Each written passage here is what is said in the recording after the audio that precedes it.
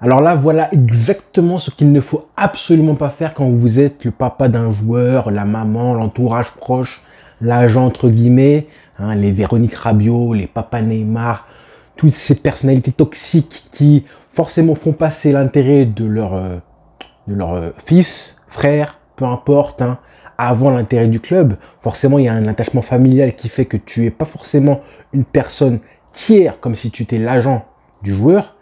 Là, on a vraiment un exemple parfait de ce qu'il faut absolument pas faire. Là, le daron d'Ansu Fati, il a pété les plombs. Là, on a typiquement l'exemple d'un papa qui est un petit peu dans l'espèce de projet Mbappé. Le mec, il a vraiment des projets et des plans prévus pour son fils. Et comme il ne coïncide pas avec ce qui se passe avec le club et son équipe, il est en total désaccord. Il ne voit que l'avenir de son fils. Hein. Ce qui se passe au club, si le club va bien, si on prend le triplé, si il y a la crise, il s'en fout. Il veut que son fils joue. Hein, qui joue le plus possible, qui marque des buts. Donc on va revenir évidemment sur l'interview choc du père d'Ansu Fati qui a eu lieu hier soir en pleine nuit, et ça a eu en plus une importance, on va en reparler du fait que ce soit en pleine nuit du père d'Ansu Fati. J'ai un petit peu donné mes responsables, moi, ce que je vois dans tout ça, parce que pour moi, même si l'interview est lunaire et complètement folle, je pense que les torts sont assez partagés et que ce n'est pas que de la faute du joueur ou du papa d'Ansu Fati si on en arrive à une situation comme ça là. On a donc un papa d'un joueur qui dit clairement, comme ça, à la presse, publiquement, qui prend la parole, alors qu'il n'est pas l'agent du joueur, c'est juste le papa du joueur, d'accord, et qui dit publiquement que ça le dérange que son fils joue peu. Mais quoi qu'il arrive, hein, ça reste scandaleux ce qui s'est passé, hein, parce que moi, il n'y en a pas une seule, il n'y en a pas deux, il y en a au moins 5 ou 10 déclarations qui ont été tout simplement horribles pour le Barça.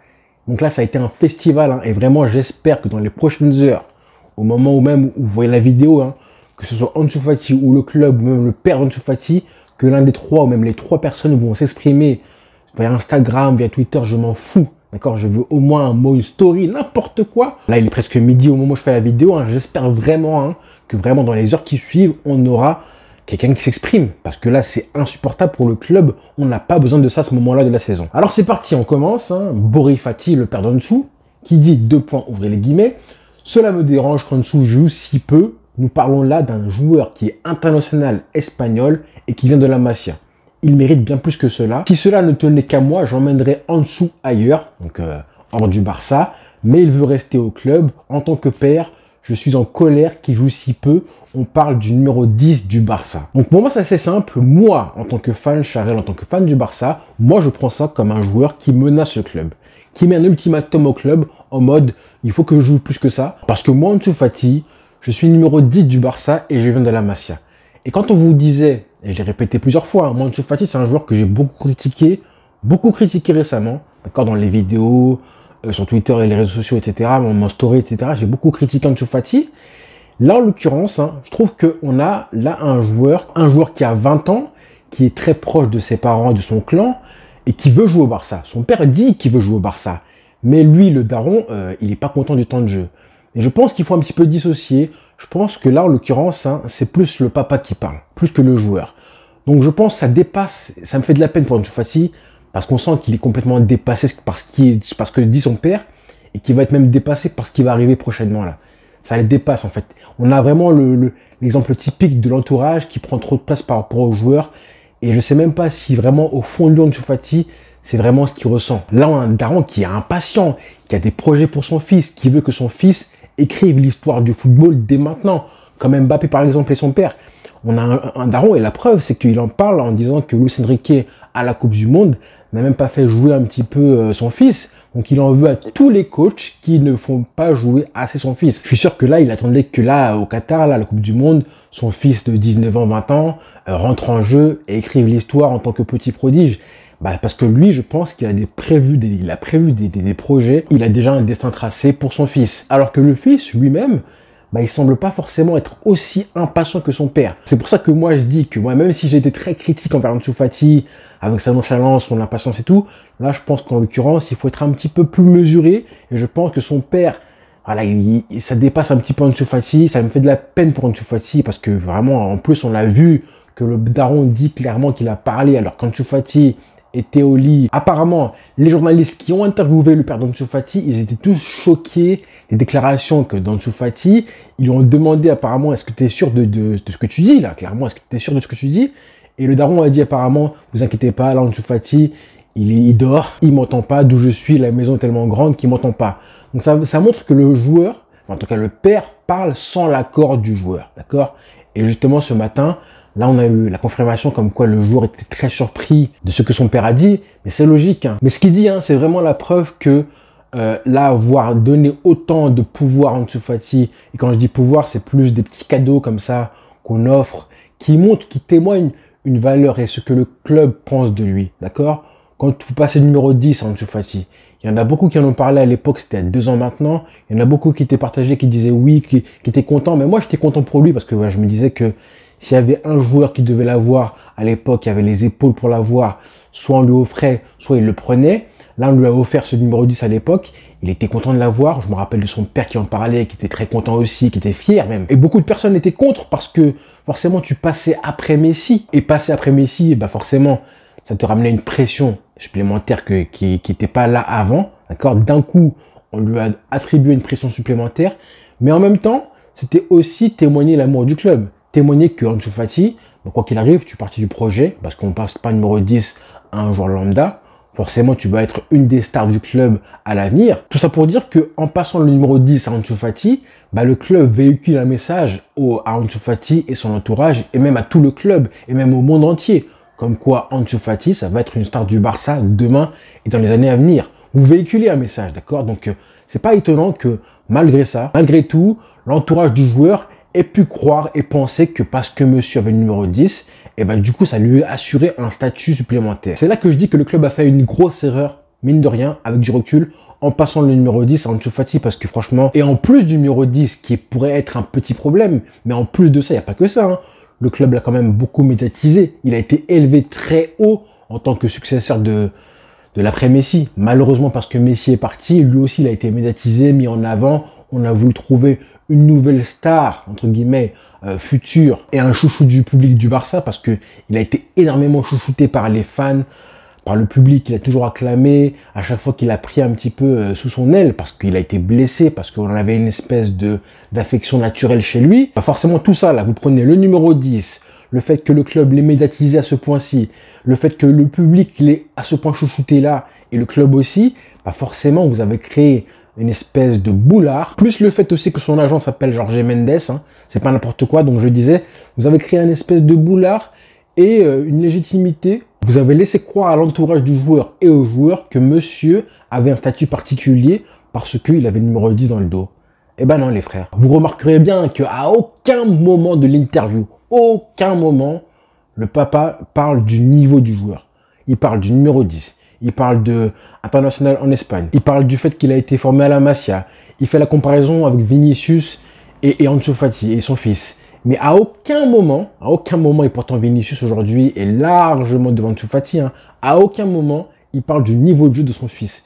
Alors que c'est clairement le problème. À aucun moment, il parle du fait qu'Ansu Fati, à chaque fois qu'on l'a mis titulaire, il était mauvais. Quand on le faisait rentrer en cours de jeu, bah, des fois c'était pas mal, des fois c'était inexistant. Mais aussi qu'à chaque fois qu'on le faisait rentrer en jeu et qu'il faisait une bonne performance, et bah, le match d'après on le mettait titulaire pour confirmer, bah, du coup il était mauvais ensuite. Ça, à aucun moment, bizarrement, le papa n'en parle. Il pense que parce que monsieur a le numéro 10, ça lui accorde du temps de jeu supplémentaire à ce niveau-là. Et ben non, monsieur. Et je répète, hein, pour moi, la comparaison avec Vinicius, hein, pour moi, c'est une vraie blague.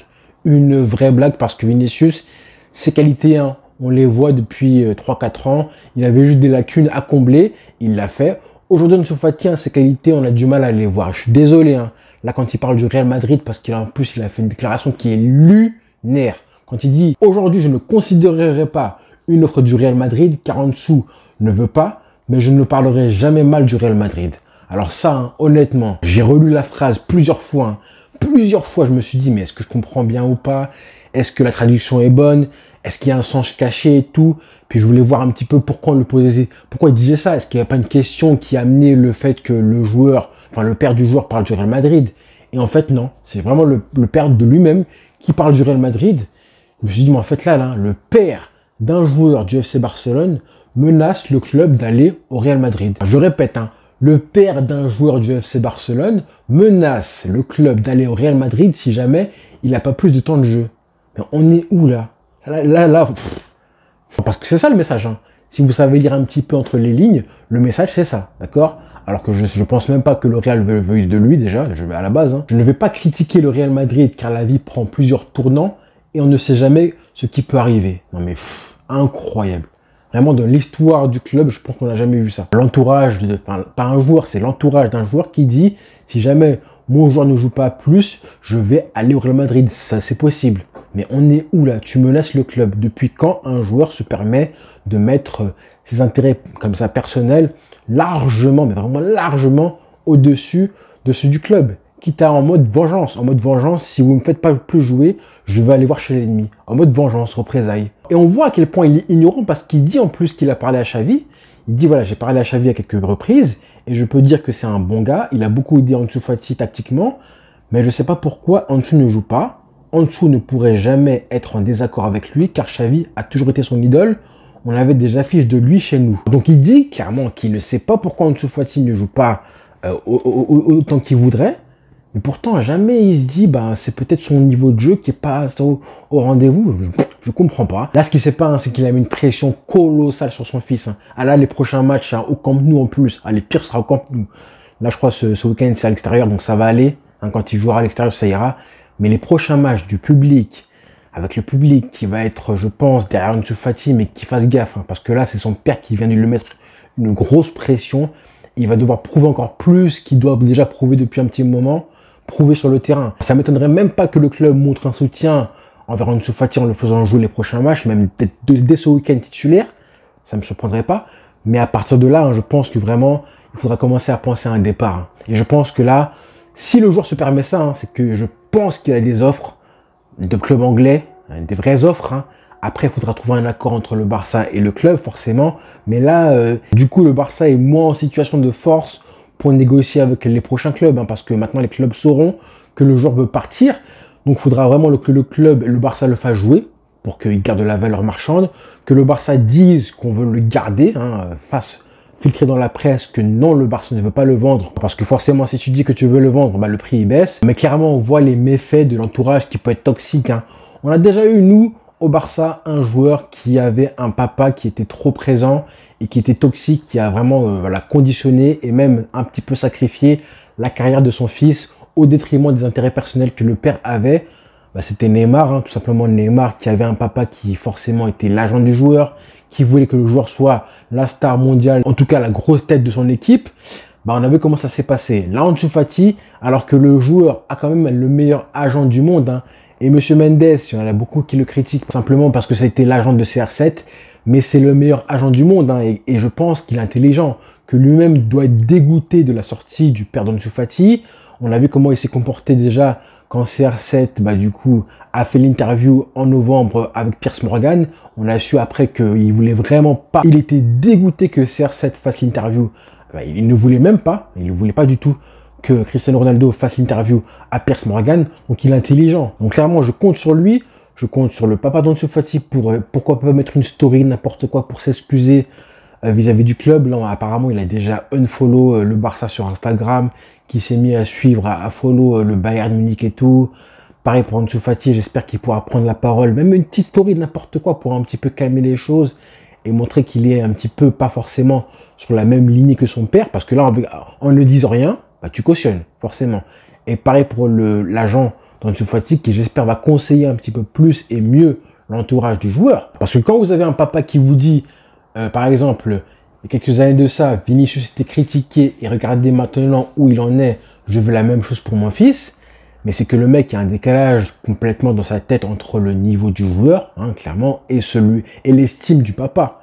Il n'y a pas forcément de corrélation, le mec est décalé. Vinicius qui termine dans le top 10 du Ballon d'Or, là aujourd'hui, Ansu Fati, si un jour il arrive, là dans 3-4 ans, à être dans le top 30 du Ballon d'Or, ce serait déjà très très bien pour lui. Hein. Avec les qualités qu'il a, lui, aujourd'hui, qui montre au Barça, t'es même pas titulaire au Barça, honnêtement, bah, tu peux pas espérer ça. Et t'as pas le niveau pour ça. Donc moi, honnêtement, un joueur qui n'a pas le niveau pour être titulaire au Barça et qui a un entourage aussi toxique qu'Ansu Fati aujourd'hui, honnêtement, je pense à Neymar et tout ce qu'il y avait avant et tout. Clairement, les joueurs comme ça, qui ont un entourage et un papa qui prend autant de place, qui ramène des polémiques alors que tout va bien, entre guillemets, au Barça, moi, ces personnes-là, hors de mon club. Hors de mon club parce que, voilà, t'as rien à gratter. T'as plus de mauvaises choses à apporter au Barça que de bonnes choses aujourd'hui, Ansu Fati, malheureusement. Donc je pense qu'on se dirige tout tristement vers un départ qui va arriver l'été prochain. Parce que honnêtement, comment le joueur peut jouer libéré sur le terrain après ça là? Comment? C'est impossible. C'est impossible. Comment jouer ton football sans avoir cette espèce d'idée en tête que ton papa veut que tu marques, que tu joues, etc. Que tu dois pas à chaque fois prouver que tu as ta place sur le terrain. C'est pas possible. T'as 20 ans en plus, t'as 20 ans, t'as été opéré déjà. Si jamais tu veux vraiment plus de temps de jeu, bah quand tu rentres sur le terrain, il faut que tu moules le maillot. Pas être nonchalant comme tu l'es Ansu Fati. C'est parce que tu es bon sur le terrain que tu joueras plus Ansu Fati. Pas parce que tu auras le numéro 10 dans le dos. D'accord? Ça, le numéro 10, c'est un truc en plus. Donc voilà les frères. Ansu Fati, Neymar, tout ça, là, ces joueurs-là, 50, 60 millions d'euros, si United veut bien le payer autant, ben ça part. Ça part. C'est dommage, mais bon, là, on se dirige vers forcément un divorce inéluctable pour moi. C'est logique. Voilà. Allez, les frères, bonne journée à tous.